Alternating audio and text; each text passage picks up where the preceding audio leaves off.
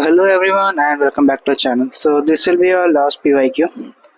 We will go super fast on this because सारे questions same ही आते हैं ना. This is May 2024 paper. कुछ लोगों ने बोला था कि इसमें एक दो क्वेश्चंस में डाउट है तो वो देख लेना.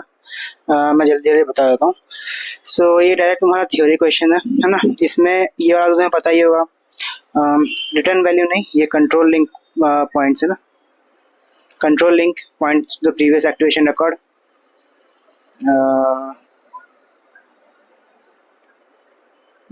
इसमें दे रखा है नहीं, इसमें दे रखा.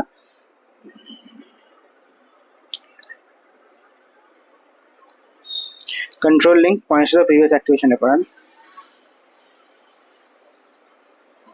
यहाँ पे दिया हुआ है control link points to the previous activation record.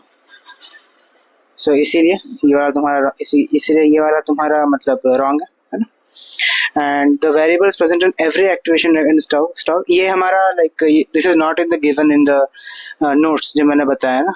मेरे को भी ये पता नहीं था. So just remember this point है ना. The variables present in the top most activation record of the stack, मतलब बेसिकली जो टॉप पे है of the stack are in scope and are accessible है ना. तो उस मेथड में जो बेसिकली वेरिएबल्स हैं, तो जो वेरिएबल्स वहाँ पे प्रेजेंट है, those variables which are at the top of the activation stack are in scope and are accessible है ना. तो just remember this point. This point was not in the notes but it was covered in the lecture I guess or in live session. I don't know, or maybe this point has been removed. I don't know. Just remember this is a new thing. बाकी all these three you already know.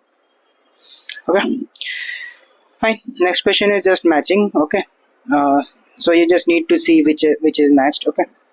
ऐसे questions को करने का सबसे आसान तरीका ये होता है कि सबसे पहले तुम ये देख लो कि कौन सा तुम्हें पक्का पता है. So and then keep eliminating based on that. Do the matching for the one you know the best, like you know 100% correct that it is correct, then keep eliminating options like that. Okay, let's say in this one I know that state is matched to C, like determined by the information in the instance variables. Okay. Or let's say inheritance is reuse of implementation, so I will do the 4e first. Okay, and then I'll just see 4e in which one. Okay, these two have 4e, so these two and all others are different for that. Okay, so I will just go over any of them which I feel confident enough about. Okay, let's say I know 5 is A.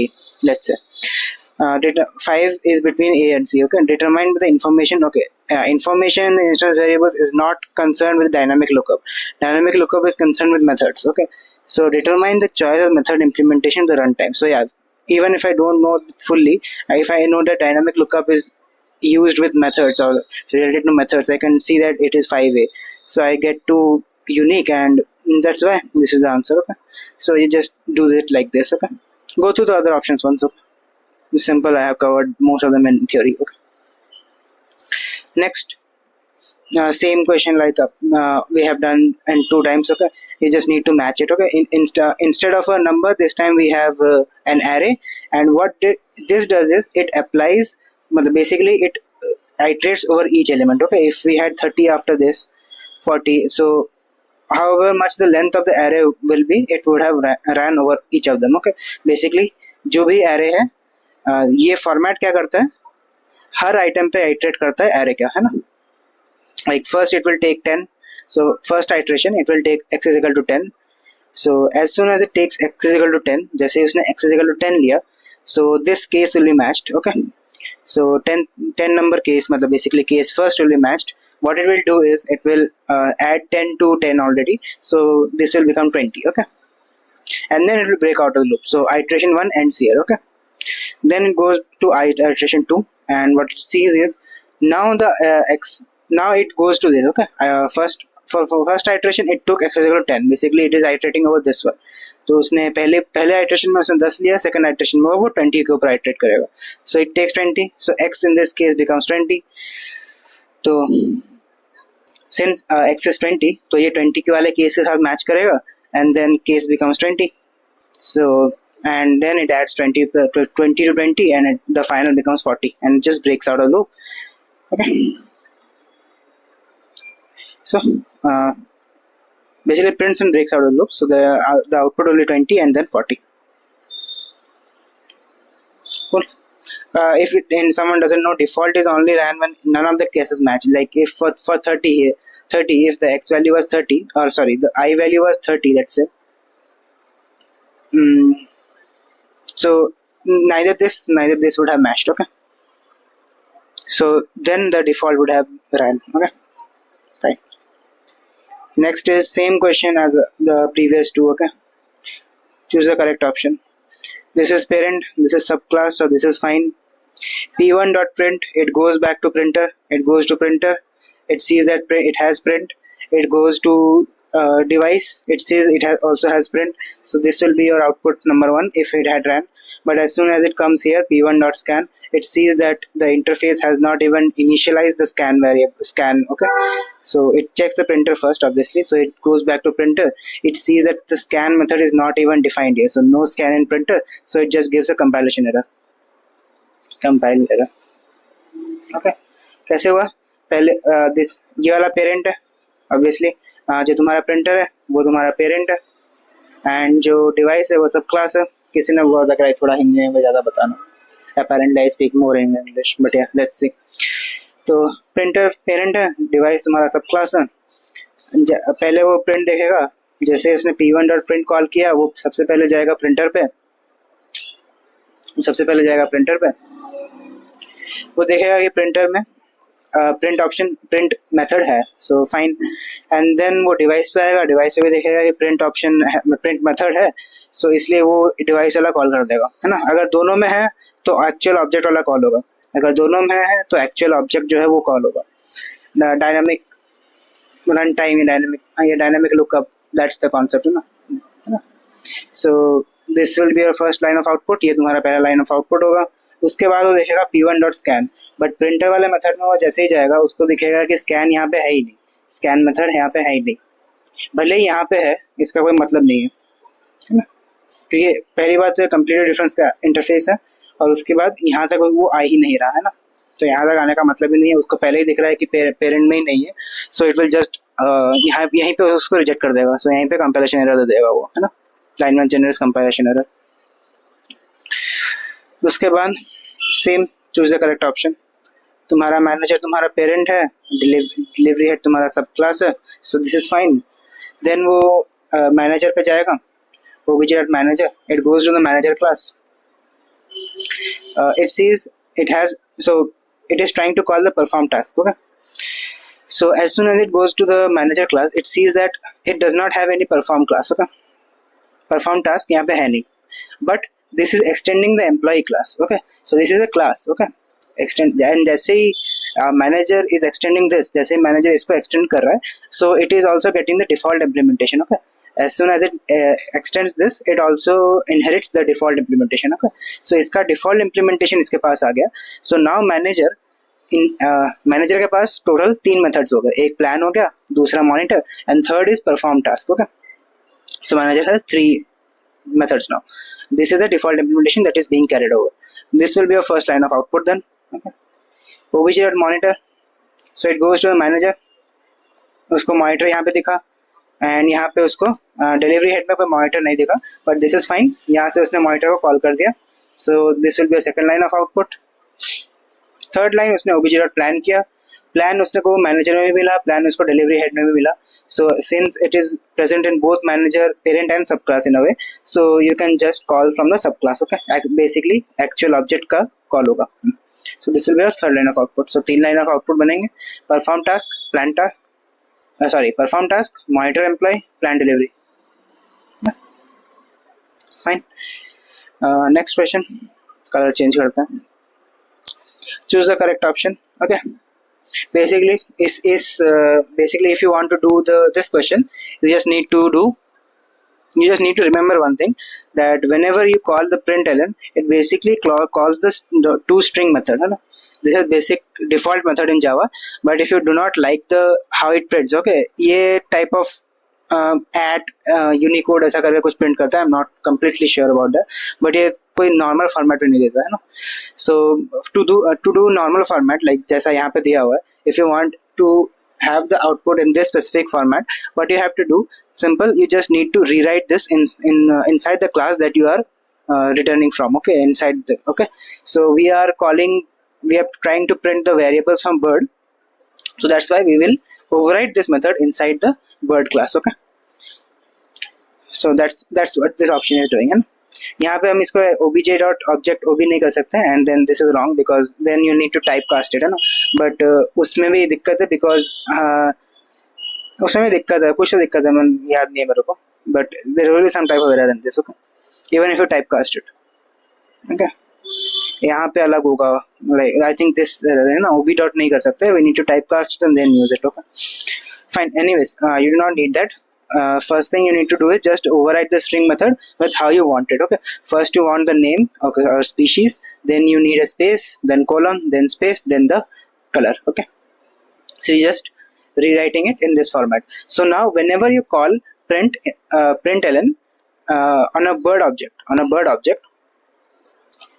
so this is how it will return the print, okay. So this is how it will print, okay. So this is the default implementation, okay. Fine. This is same, है ना, that we need to return an object, है ना. So same, we need to return eligible for diploma. Fine. Eligible for diploma, when is someone eligible? When the CGPA is greater than 6, okay. So obviously we cannot call this one, we need to call S2, okay. S2, we need to call check eligibility on S2. हम यहाँ पे check eligibility को किस पे call करेंगे? S2 पे. क्यों? क्योंकि हमें CGPA 6 से ज़्यादा चाहिए, S1 का CGPA 6 से ज़्यादा नहीं है, इसलिए हम S2 पे check eligibility कॉल करेंगे. फाइन. तो जैसे हमने check eligibility कॉल किया, what check eligibility is returning? It is returning an object of return type eligibility, है ना. तो ये eligibility object type return कर रहा है ना. तो इसके दो मेथड है, जैसे कि हमने पहले दोनों PIQs में देखे थे कि first method is you store as a variable, मतलब जो भी ऑब्जेक्ट रिटर्न हो रहा है you store that as a variable, and उसके ऊपर तुम उसको फिर टाइपकास्ट करके उसके ऊपर मेथड कॉल करो प्रिंट एलिजिबिलिटी, है ना. So that's first method. और सेकंड इज, क्योंकि ये इनर है, because this is a inner class, you can directly call the print eligibility on the object type, okay. So in this question they have done the second method, so we'll just see that, okay. So first obviously we need S2 to check, because we want to call it on S2 to be eligible, and then we call the check eligibility function. This returns the eligibility object,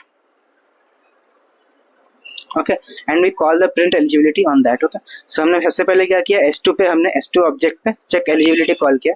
जैसे ही हमने check eligibility call किया, वो क्या देखेगा, CGPA is greater than 6.0, क्योंकि हमने 7.5 पास किया है यहाँ पे. तो जैसे ही CGPA 6.0 से ज़्यादा हुआ, उसने एक नया ऑब्जेक्ट रिटर्न कर दिया एलिजिबल टाइप का.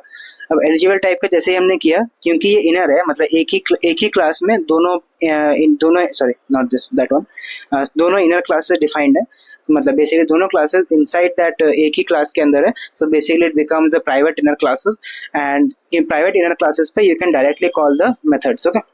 जैसे यहाँ पे एलिजिबल, जैसे ही हमें एलिजिबिलिटी का एक ऑब्जेक्ट मिला, we can directly call the print eligibility on that, okay. So हमें जस्ट जैसे ही एलिजिबिलिटी का मिला object, we ran the print eligibility on that, है ना. This is method 2. बाकी मैंने फर्स्ट PIQ में इनको सबको बहुत अच्छे समझा रखा है 1 घंटे में, है ना, तो वो देख लेना. बाकी दोनों PIQ सेम ही है, मतलब बस वैल्यूज एंड ऑप्शंस अलग है ना, बाकी कॉन्सेप्ट सारे same. So just watch the first PIQ जो जनवरी 2025 का है, उसमें मैंने 1 घंटा लेकर पूरा को सबको समझाया, okay. Next is the same, we need to define the equal object. हमें ऐसा मेथड डिफाइन करना है जो कि इन दोनों को इक्वल रिटर्न करेगा, basically compares this and returns equal if they are equal and not if they are not, okay. तो यहाँ पे जैसा कि हमें दे रखा है, यहाँ पे हमें जेनरिक ऑब्जेक्ट दे रखा है. जेनरिक ऑब्जेक्ट पे हम ऑब्वियसली इस क्लास के मेथड्स अप्लाई नहीं कर सकते, है ना, क्योंकि we need to have compatible, okay. We need to have compatible, like 2 phone compare हो सकते हैं, एक फोन और एक टैबलेट कंपेयर नहीं हो सकता, राइट. या एक फोन एक PC कंपेयर नहीं हो सकता, एक फोन दूसरे फोन के साथ ही कंपेयर हो सकता है. जैसे Redmi 7A random Redmi 7A में कैमरा कितना है, 8 MP का, 8 MP का. सैमसंग गैलेक्सी में 60 MP का, जो भी जितना भी होता है एनीवेज जो भी होता है. तो that you can compare because both are phones, तो you can compare between those, okay. Redmi 7 में 2 GB रैम है, सैमसंग गैलेक्सी में 6 GB रैम है. सो रैम, या मैं रैम में ज़्यादा बेटर बता पाऊंगा. So that you can compare because both are phones compatible interface. Okay, so क्योंकि ये generic object as an input ले रहा है, first we need to type cast it. Okay, उससे पहले we can optionally check instance, है ना, मतलब ऑब्वियसली वो फोन का इंस्टेंस है भी या नहीं, है ना, वो हम चेक कर सकते हैं इंस्टेंस ऑफ करके, है ना, जो कि हम देखा है, हम यहाँ पे देखेंगे भी, but instance of is the method that you use to check. Okay, उसके बाद we need to type cast it to phone because हम दो फोन्स को ही कंपेयर कर सकते हैं. This is Samsung and this is Samsung, है ना, so we can compare two phones only. एक ही क्लास के दो ऑब्जेक्ट्स हम कंपेयर कर सकते हैं. Then we actually do the compare, then we return the result. These are your 4 steps. Okay, अब बस ऑप्शन देख लो कि कौन सा ऑप्शन तुम्हारे ये चारों स्टेप्स फॉलो कर रहे हैं. That's all. सो फर्स्ट में इसने कास्ट नहीं किया, सेकंड में भी इसने कास्ट नहीं किया, थर्ड में भी इसने कास्ट नहीं किया, तो एक ही ऑप्शन बचा एनीवेज. सो यहाँ पे चेक किया फर्स्ट, देन उसने कास्ट किया, एंड देन कंपेयर किया, एंड देन रिजल्ट रिटर्न किया. फाइन.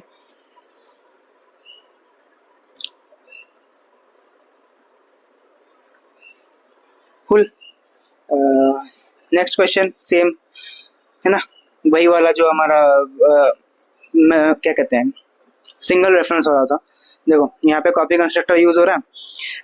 बेसिकली जो तुम्हारा एरे है ना, दिस, ये एक इंडिपेंडेंट है ना, मतलब एरे डी, ये तुम्हारा मेमोरी में एक लोकेशन है.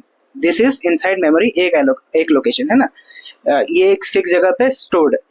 अब जैसे ही हम क्या कर रहे हैं, कभी भी हम इसको इक्वल कर रहे हैं, जैसे मान लो यहाँ पे मत छोड़ो, बट मान लो this dot D is equal to D, है ना, तो ये बेसिकली कर क्या रहा है, this is not copying that, है ना, ये कॉपी नहीं कर रहा, दिस इज शैलो कॉपी. ये कर क्या रहा है, ये इस बस रेफरेंस कर रहा है, मतलब यहाँ पे स्टोर्ड क्या है, this dot D stores a memory location, है ना, स्टोर दिस डॉट डी में क्या स्टोर्ड है, इसका मेमोरी एड्रेस, जो भी इसका मेमोरी एड्रेस होगा हेक्स में, वो स्टोर्ड होगा, है ना. सो एरे डी एक ही जगह है. अब तुम कहीं से भी डी को चेंज करो, सबको वही दिखेगा, है ना. अब मान लो एक रेसिपी की लिस्ट है, मतलब इंग्रेडिएंट्स की लिस्ट है ना, वो इंग्रेडिएंट की लिस्ट एक नोटिस बोर्ड पे चिपकाई हुई है शेफ्स के लिए. अब किसी ने क्या किया, उस लिस्ट को बदल दिया, है ना, मतलब उस लिस्ट पे एक एंट्री ज्यादा डाल दी, या एक एंट्री कम कर दी, वो कुछ भी किया, उस लिस्ट को वहीं रख दिया, बस उस मतलब जो लिस्ट है उसमें से कुछ हटा दिया है, कुछ ऐड कर दिया. अब वो लिस्ट सबको वही दिखेगी. ऐसा नहीं है कि लाइक उसने चेंज किया तो सिर्फ उसी को अलग से दिखेगी and everyone else will see the previous. Okay, वो सबको वो सेम दिखेगी, है ना. So that's what's happening here, है ना. बाकी सब सेम है. हमने यहाँ पे नेम चेंज किया T2, और नेम यूनिक है ना, नेम हर ऑब्जेक्ट का नेम खुद का नेम है, it won't get change. But जैसा ही हमने डेस्टिनेशंस का, मतलब जैसे बेसिकली जो ये है डी, इसको हमने चेंज किया डेस्टिनेशन एट 0, मतलब ओटी की जगह हमने गोवा किया, तो जहाँ पे भी डेस्टिनेशन है, मतलब दोनों ऑब्जेक्ट्स में जहाँ पे भी ये सेट हो रहा है ना, दोनों जगह वो चेंज हो जाएगा, क्योंकि दोनों ही बेसिकली इसको रेफरेंस कर रहे हैं बस, है ना. So that's why the names get changed only for T2. The names get changed only for T2. So T1 still has the name Roam World. T2 का नेम हमने चेंज कर दिया वैलिड ट्रैवल, एंड डेस्टिनेशंस का हमने 0 है, मतलब ऊटी की जगह हमने गोवा कर दिया. अब वो दोनों को सेम दिखेगा, गोवा और दो बाकी जो बेंट्रीज है, बाली एंड थाईलैंड, है. सो इसलिए तुम्हारा आउटपुट ये होगा.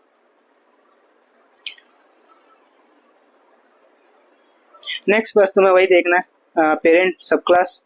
So this is fine. तो अब उसके बाद it go object dot show content. So first it will go to the TV. It sees that it does not have any show content. Okay, show content नहीं है, never mind, show content यहाँ पे है.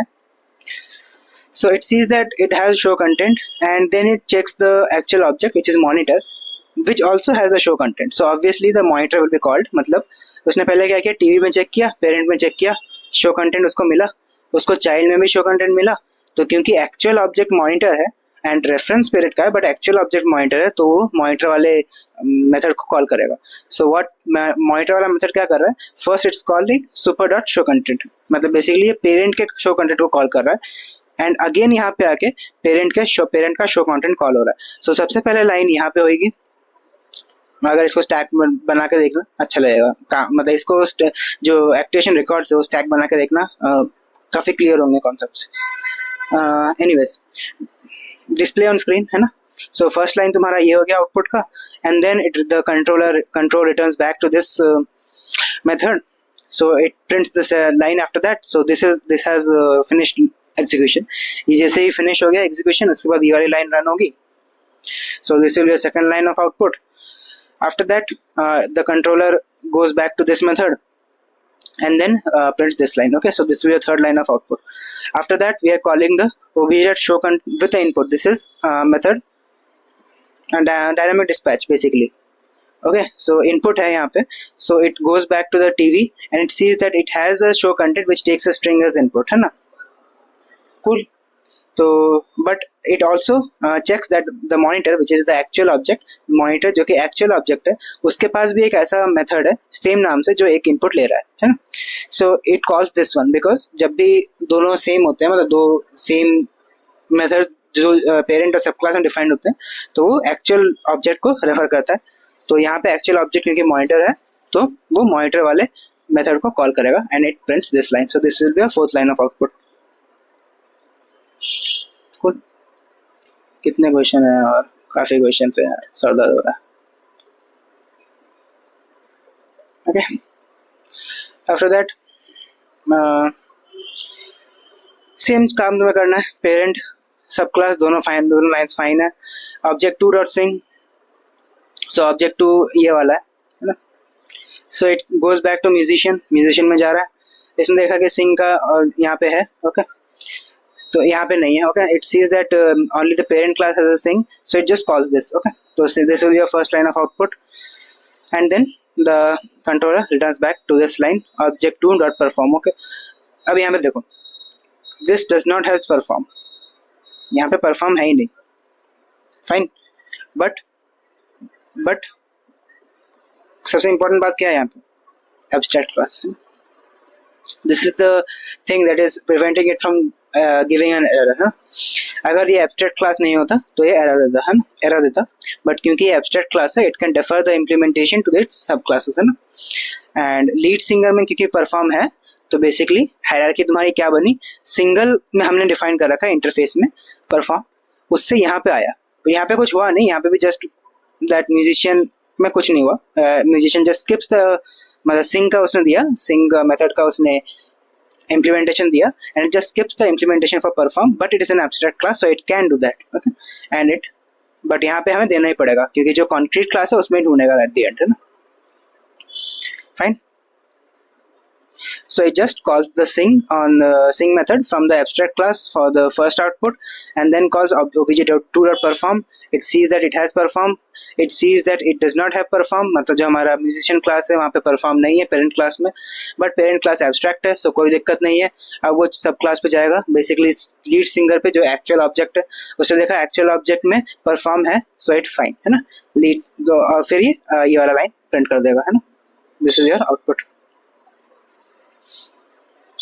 After that वही जो तुम्हारा name set करने के लिए, मतलब इंस्टेंस वेरिएबल्स में सेट करना है, तो बस देख लो कि लाइक ये तुम्हारा पेरेंट है, ये तुम्हारा सब क्लास है.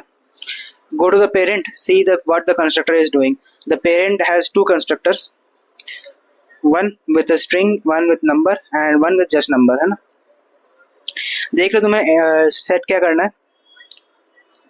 तुम्हें दो चीजें सेट करनी है, नेम और जर्सी नंबर, है ना.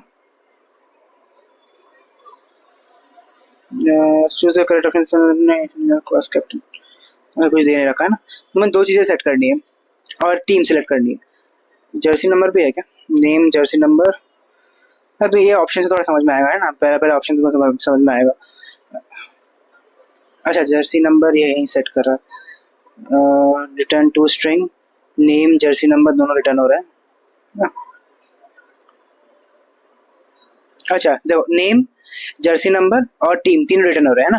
देखो सुपर डॉट टू स्ट्रिंग पहले कॉल हो रहा है तो ये नेम और जर्सी नंबर रिटर्न करेगा एंड देन उसमें ऐड हो रहा है, मतलब कंकैटिनेट हो रहा है टीम, है ना. तो वैसे तुम्हें तीन चीजें तुम्हें सेट करनी है ना.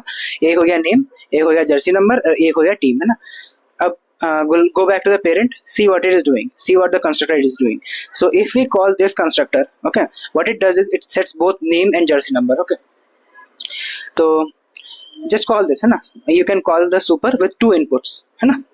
So as soon as you call the super with two inputs, it will just set both of them, है ना, name and jersey number, and you need one more variable to store the team, क्योंकि है ना, तो basically तुम्हें जैसे तीन चीजें यहाँ पे रिटर्न हो रही है, name, jersey number and then team, है ना, तो तीन चीजें रिटर्न हो रही है, तो you need three, okay, three variables, okay. तो दो वेरिएबल्स तो तुम्हारा सुपर कंस्ट्रक्टर जो है वो ध्यान रख रहा है, एंड थर्ड के लिए तुम्हें एक एक्स्ट्रा वेरिएबल चाहिए, तो तुम्हें बेसिकली एक सुपर चाहिए और एक वेरिएबल चाहिए। यहाँ पे देख लो कौन सा कर रहा है, यहाँ पे सुपर नहीं है, सिर्फ टीम सिलेक्ट हो रहा है, यहाँ पे सुपर है, टीम है ना, फाइन, ये वाला सही है। उसके बाद यहाँ पे कुछ नहीं है,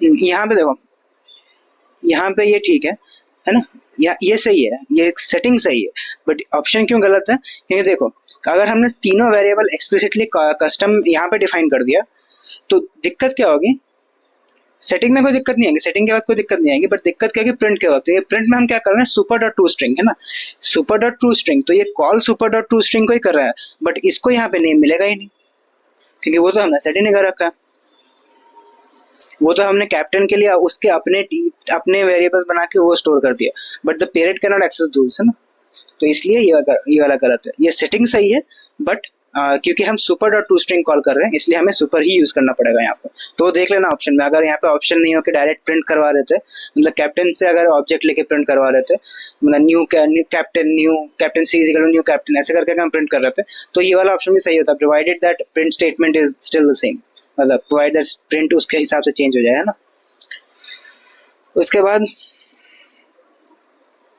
ये वाला देखते हैं लास्ट में ना, इसके बाद करते हैं, which are the following statement is false, है ना, फॉल्स वाला देखना है तुम्हें, है ना, बस तुम्हें वही देखना है कि लाइन चार लाइंस दे रखी हैं तुम्हें, बस तुम्हें देखना है कि कौन कौन सा रॉन्ग है। लाइन 1 देख लो कि यहाँ पे इलेक्ट्रिसिटी फेयर इसको ओवरराइड करने की कोशिश कर रहा है, the cooler class is trying to override the electricity fare, but the electricity fare like sorry let me be more clear, थोड़ा और क्लियरली बताऊँ मैं इसको, ऐसे think of it like this, okay, the cooler class is inheriting the appliance, basically this means the parent, and this is the subclass, so the subclass is trying to override the method defined in the parent, है ना, parent का जो method defined है वो उसको override करने की कोशिश कर रहा है, fine, but this is wrong, क्यों, क्योंकि पेरेंट में हमने उसको फाइनल में डिफाइन कर रखा है, जब भी हम किसी भी वेरिएबल किसी मेथड के पहले हम फाइनल लगा देते हैं means it becomes a constant, मतलब उसको हम ओवरराइड कहीं भी नहीं कर सकते थ्रू आउट द प्रोग्राम, तो इसलिए लाइन में तुम्हें एरर देगा क्योंकि वो फाइनल एरर है। सेम फॉर बेस पावर क्या ट्राई कर रहा है, बेस पावर ट्राई कर रहा है कि हम इसको ओवरराइड करें, बट इट इज प्राइवेट, है ना, इसने खुद डिफाइन नहीं किया है ना, यहाँ पे कोई डिफाइन नहीं डबल बेस पावर, अगर यहाँ पे डिफाइन होता देन फाइन होता, मतलब तब सही होता, सॉरी, अगर यहाँ पे डिफाइंड होता तब सही होता, बट यहाँ पे क्योंकि डिफाइंड नहीं है सो ये ट्राई करेगा इसको ओवरराइड करने का, but this is private so it can not access that, इसलिए लाइन 2 एरर दे रहा है क्योंकि प्राइवेट है। लाइन 3 4 में वही सेम चीज है, पेरेंट एंड सब क्लास, है ना, पेरेंट सब class this is fine, parent this is fine, sub class parent this is wrong, है ना, this is LHS, this is RHS, fine. तो यहाँ पे पेरेंट एंड सब क्लास है, this is fine, so line 3 is fine, but line 4 में सब class हम सब क्लास डाल रहे हैं, बट यहाँ पे हम पेरेंट एज अ रेफरेंस पास कर रहे हैं, मतलब एक्चुअल ऑब्जेक्ट हम पेरेंट पास कर रहे हैं, तो इसलिए लाइन 4 एरर देगा। लाइन 1 जनरेट्स कंपैरिजन एरर, ये सही बात है, इसलिए हमें फॉल्स सिलेक्ट करना है ना, ध्यान रखना। लाइन 2 जनरेट्स कंपैरिजन एरर, सही बात है। Line 3 generates comparison error, line 3 कोई एरर नहीं दे रहा, बट ऑप्शन कह रहा है कि लाइन 3 एरर दे रहा है, इसलिए ये फॉल्स ऑप्शन हुआ, and line 4 generates comparison error ये भी ट्रू हुआ। सेम ये वाला क्वेश्चन भी सेम है जैसे कि हमने पहले किया था, वो सॉन्ग वाला है ना, तो इसमें देखो ये ऑप्शन ये ऑप्शन दोनों सही हो सकते हैं, है ना। अब इसका ना तो मेरे को कोई डिस्कोर्स पोस्ट मिला ना कुछ मिला, है ना, बट जितने से मैंने बात की ग्रुप में, 2-3 लोगों से बात की, DMs में 1-2 लोगों से बात की, एंड 2-3 ने ये भी बताया कि VS कोड पर ट्राई करने पे भी ये पूरा कोड ये आउटपुट दे रहा है ना, आउटपुट मतलब सेम आ रहा है, एंड जो कि जहाँ से भी जितना मैंने रेफर किया है इसको, मतलब देखा है, and it should be correct, है ना। बाकी मैं ChatGPT से पूछा, उसने बोला कि सेकंड वाला भी करेक्ट है, तो मान के चलेंगे दोनों सही है, और क्यों सही है वो भी बता दूंगा। ओके फाइन, तो स्टार्ट करते हैं। सबसे पहले तुम्हें करने क्या है, देखो पहले दो पीवाई से तुम्हें ये तो पता चल गया होगा कि आइटर हैज नेक्स्ट क्या कर रहा है, तब तक ट्रू रिटर्न करेगा जब तक ट्रैक में वैल्यूज है, मतलब है ना। तो मतलब जब तक वैल्यूज है तब तक वो ट्रू रिटर्न करता रहेगा। मतलब ये देखो तीन, इस एरे में तीन ऑब्जेक्ट्स हैं, तो जब तक ये लास्ट वाला ऑब्जेक्ट आ नहीं जाता ये ट्रू रिटर्न करता रहेगा। मतलब सुरेश पे जैसा वो पहुंचा उसे ट्रू रिटर्न किया एंड देन वो फॉल्स रिटर्न करने लग जाएगा। मतलब उसके बाद कुछ नहीं है ना। एंड गेट नेक्स्ट क्या कर रहा है, गेट नेक्स्ट चेंज कर रहा है पोजीशन को, है ना। मतलब गेट नेक्स्ट क्या करेगा, ऑब्जेक्ट देगा पहले तो प्रिया 500 ये ऑब्जेक्ट दिया एंड पोजीशन को यहाँ पे शिफ्ट कर दिया, है ना। ये गेट नेक्स्ट कर रहा है। तो ये शॉर्ट सा समरी हो गया कि क्या कर रहे दोनों, है ना। तो सबसे पहले जब तक सारे ऑब्जेक्ट नहीं हो जाते तब तक हम पहले तो गेट नेक्स्ट करेंगे, है ना। गेट नेक्स्ट करेंगे नेक्स्ट ऑब्जेक्ट को उठाने के लिए and then we print that, है ना। We get the next object and then we call print, है ना। तो ये हमारा मेन काम है, टू प्रिंट, है ना, टू गेट दिस आउटपुट। ये हमारा मेन काम है, गेट नेक्स्ट एंड प्रिंट, है ना। बट यहाँ पे सिर्फ हम ये डायरेक्ट दोनों नहीं कर सकते, क्योंकि यहाँ पे देखो जो हमारा ये है new bank account list dot bank account,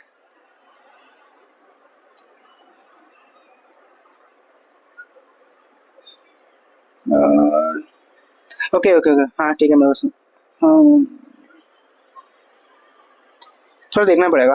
bank account list bank account, है ना। तो देखो सबसे पहले हम यहाँ पे गए बैंक अकाउंट लिस्ट में, पहले जगह क्लास यहाँ पे, this is the class, we initialize these variables, okay. And then print कहाँ पे, प्रिंट यहाँ पे, है ना। So we check this bank account list, है, हमने लिस्ट बनाई। This basically the list constructor, है ना, ये लिस्ट कंस्ट्रक्ट कर रहा है, ये लिस्ट कंस्ट्रक्ट कर रहा है, okay? Then class bank account list, then it goes back to,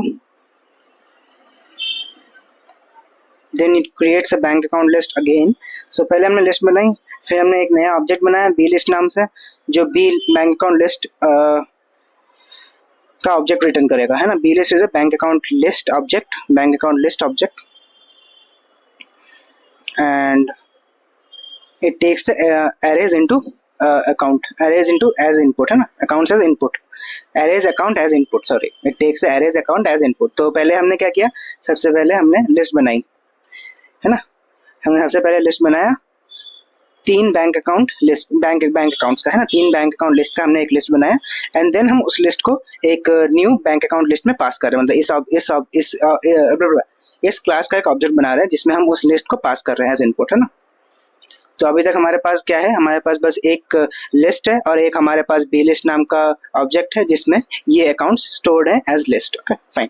अभी तक हमने बस इतना किया। अब हमें क्या करना है, हमें एक्चुअली गेट नेक्स्ट प्रिंट करना है ना। जैसे ही हमने गेट नेक्स्ट किया तो सबसे पहले दिमाग में क्या आता है कि हम डायरेक्ट बैंक अकाउंट बना दें इसको, है ना। बट हम यहाँ पे बैंक अकाउंट इसलिए बना सकते हैं क्योंकि यहाँ पे पब्लिक है ना, दैट यहाँ पे हर चीज़ पब्लिक है, लाइक पब्लिक बैंक अकाउंट है। एंड जैसा कि मैं तुम्हें दिखाऊँ, अगर प्रोसेस्ड जुलाई आई थिंक इसमें होगा, यहाँ पे देखो जैसे ही हम यहाँ पे ये कर रहे थे ना, हम शेप ऐसे कर रहे थे,